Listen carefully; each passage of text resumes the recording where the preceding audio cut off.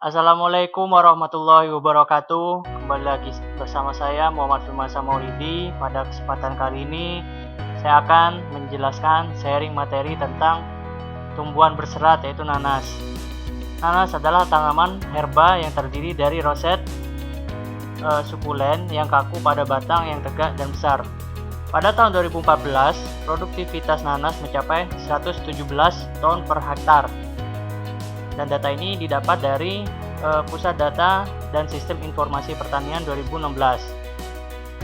Hasil samping dari perkebunan nanas yaitu daun sebanyak 90% tunas, batang 9% dan batang 1%. Serat daun nanas merupakan salah satu limbah pertanian yang berasal dari daun pada tanaman nanas dan dapat diolah lagi, salah satunya menjadi buburan kertas. Dan selanjutnya ada table of content. Saya akan menjelaskan tentang morfologi nanas, karakteristik bahan baku, proses pembuatan pulp, hasil proses, dan yang terakhir adalah kesimpulan. Yang pertama, morfologi nanas, yaitu berikut adalah bagian-bagiannya. Yang pertama ada daun nanas, yang mana daun ini bergeligi di sisi-sisinya dan memanjang, dan daun nanas tidak bertangkai, liat, keras, dan tidak mempunyai daun utama. Dan yang kedua ada batang. Dari batang ini, batang pendek tertutup oleh daun-daun yang bertumpuk-tumpuk. Batang berbentuk pada panjang berkisar antara 20-30 cm. Yang ketiga ada akar. Akar nanas bertumpuk-tumpuk pada dan dapat dibedakan menjadi akar tanah dan akar samping dengan sistem perakaran yang dangkal dan terbatas. Kedalaman perakaran pada media tumbuh yang baik yaitu tidak stabil dari 50 cm, sedangkan di tanah yang jarang mencapai kedalaman 30 cm. Yang kelima adalah ada buah. Di sini warna dan bentuk buah nanas bergantung pada varietasnya. Buah nanas merupakan bentuk majemuk yang berbentuk dari gabungan ratusan bunga. Ukuran, bentuk, rasa, dan warna buah sangat beragam tergantung varietasnya. Yang terakhir ada tunas. Yang tunas pohon ini bisa dikembangbiakkan dengan mudah bergantung dari kondisi tanah dan cuaca. Dan selanjutnya ada karakteristik bahan baku yang digunakan untuk membuat pulp. Karakteristik serat daun dan nanas ini panjang seratnya minimal 5 mm, maksimalnya ada maksimal 5 mm, minimal ada 1,32 mm, dan ratanya ada 2,71 mm. Jadi serat yang memiliki panjang yang lebih dari 5 mm akan sulit untuk ditangani oleh mesin kertas atau dibuat menjadi lembaran pulp karena cenderung membentuk kerutan atau folikulasi dan gumpalan pada kertas. Dan selanjutnya ada diameter. Diameter luarnya 18 mm, diameter luarnya 18 mm, dan diameter dalamnya 4,91. Dan secara umum diameter serat ini non kayu berukuran kecil sehingga menghasilkan pulp dengan kekasaran yang kecil. Yang selanjutnya ketebalan dinding ada 6,5 mm. Jadi ukuran lumen dari ketebalan dinding sel mempengaruhi kekuatan dari kertas yang dihasilkan oleh serat. Serat dengan lumen yang besar dan dinding yang tipis cenderung untuk meratakan serat yang berbentuk pita selama pembuatan pulp dan kertas sehingga memberikan kontak yang baik antar serat dan akibatnya memiliki karakteristik kekuatan yang baik. Dan ada rasio kelangsingan. Rasio kelangsingan, koefisien kelenturan, dan rangkel rasio adalah nilai turunan dari dimensi rasio kelangsingan yang sesuai untuk pembuatan kertas adalah yang memiliki nilai lebih dari 33. Dan serat yang memiliki nilai rangkel rasio kurang dari 1 memiliki kekuatan mekanik yang baik. Dan kelenturan serat merupakan parameter yang sangat penting karena kontribusinya terhadap kekuatan kertas dan ditentukan oleh diameter lumen dan diameter seratnya. yaitu kelangsingannya ada 150, terus kekuatannya 0,36, kelangsingannya kelenturannya 0,27, dan sedangkan ada kadar kimia serat daun nanas, ada kadar air, abu, lignin, dan holoselulosa dan selulosa, dan yang terakhir ada kelarutan air dalam air dingin. Jadi serat daun nanas mengandung holoselulosa yang sangat tinggi, yaitu 58,15%. Maksud saya 83,18%. Kadar holoselulosa tinggi dapat meningkatkan nilai rendaman pulp yang tinggi dan kekuatan pulp yang baik. Dan di sini ada kadar lignin. Kadar lignin dan kadar lignin dari serat daun nanas adalah 6,41%. Jadi secara beruntutan, sehingga proses pembuatan pulp yang digunakan adalah proses pulp dengan alkali aktif 17-18%, yang soliditasnya adalah 25%. Jadi selanjutnya adalah proses pembuatan pulp. Jadi proses pembuatan pulp ini yang pertama ada proses craft, yaitu dilakukan proses craft pada suhu temperatur 160 derajat Celcius selama 2 plus 1,5 jam dalam rotary digester.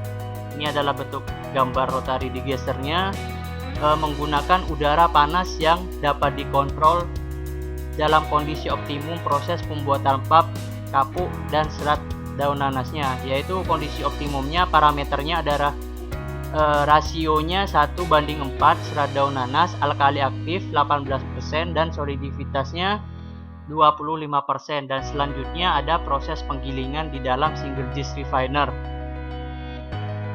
Proses penggilingan, pulp yang belum putih yang dihasilkan dicuci menggunakan air panas dan dingin untuk menghilangkan lindi hitamnya. Kemudian pulp digiling menggunakan single dish refiner ini, diperas dan diuraikan menggunakan pin shredder. Dan yang ketiga, proses pemutihan pulp, yaitu proses pemutihan pulp di sini menggunakan teknologi ECF atau elemental chlorine free, atau proses bleaching. Yaitu proses bleaching ini menggunakan Cl2 sebagai bleaching agennya. Digunakan Cl2 karena menggunakan bleaching agent yang paling murah. Selain itu bersifat reaktif dan dalam pemutihannya, artinya lebih banyak lignin yang dihilangkan dan menghasilkan pulp dengan derajat keputihan yang tinggi, dengan brightness yang tinggi. Dan selanjutnya proses yang keempat adalah penggilingan menggunakan valley beater. Jadi pulp putih yang berhasil digiling menggunakan valley beater sebelum dijadikan lembaran pulp. Dan selanjutnya dilakukan pengukuran freeness dengan satuan CSF. Jadi derajat giling dimonitor dengan mengukur freeness pulp menggunakan Canadian Standard Freeness atau CSF tester. Dan yang terakhir ada proses pembentukan lembaran pulp menggunakan manual setter former. Jadi kemudian pulp yang sudah digiling dibuat menjadi lembaran pulp menggunakan manual sheet former. Jadi sifat fisik lembaran pulp putih diuji mengacu kepada standar nasional Indonesia SNI, termasuk gramatur, kekuatan tarik, ketahanan sobek, dan ketahanan lipatnya. Dan yang selanjutnya adalah hasil proses dari pembuatan pulp tersebut. Hasil proses pembuatan pulp yaitu ada parameternya alkali, sulfiditas, rendaman total, dan bilangan kappa. Jadi yang pertama, proses pembuatan serat daun nanas dilakukan dengan proses pulp karena kadar lignin dalam bahan bakunya 6,41% untuk serat daun nanas. Secara teoritis, proses delignifikasi serat daun nanas membutuhkan lebih sedikit bahan kimia, tetapi pada kenyataannya persentase alkali aktif untuk proses pembuatan pulp serat daun nanas ini lebih tinggi daripada kapuk, karena serat daun nanas ini memiliki kadar sari tinggi, yaitu 5,06%.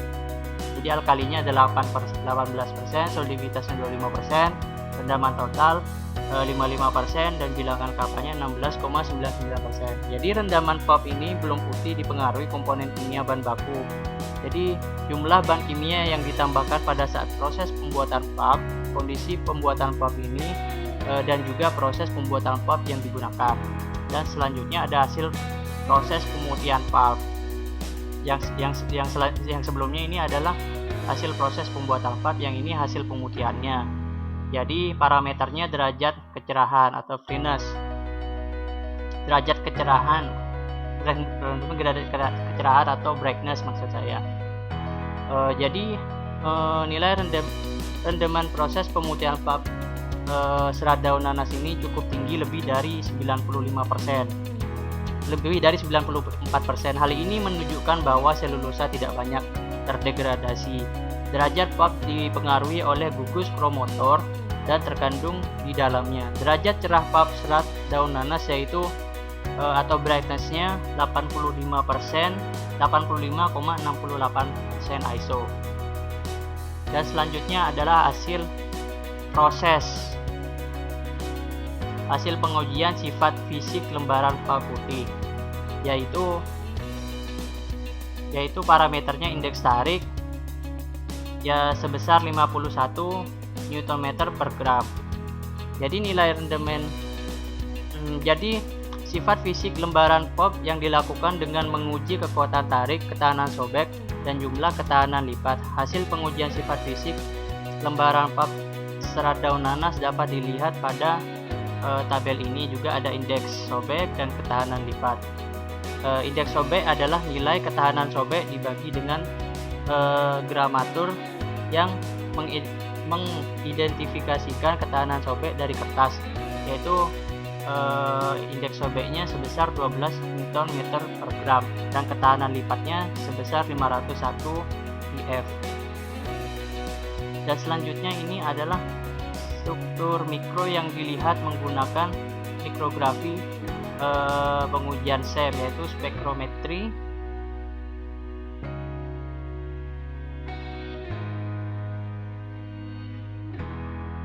yaitu scanning elektron mikroskopi atau uji SEM. Analisis morfologi serat dari lembaran pulp serat daun nanas ini dilakukan dengan scanning elektron mikroskopi. Mikrografi hasil SEM ini dengan posisi sayatan yang melintang dapat dilihat pada gambar ini yang ada di slide. Jadi bahwasannya ini terjadi fibrilasi pada permukaan lembaran pulp putih di serat daun nanas. Jadi fibrilasi ini dapat menyebabkan hilangnya lignin dan efek struktural lainnya. Jadi analisis morfologi ini dapat mengungkapkan keberadaan lumen yang mengelilingi dinding sel dari material tersebut. Dan selanjutnya ada kesimpulan bahwasannya pada pembahasan kali ini kondisi optimum pembuatan pulp kapuk dan serat daun nanas dilakukan dengan proses pulp dengan alkali aktif 18% untuk serat daun nanas. Jadi sulfiditasnya 25% dan rasio 1:4.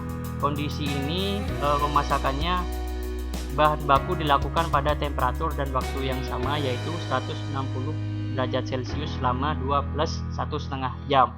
Berdasarkan hasil pengujian sifat fisik dan morfologinya, lembaran pulp putih daun nanas memiliki sifat yang lebih baik untuk dijadikan bahan baku kertas khusus.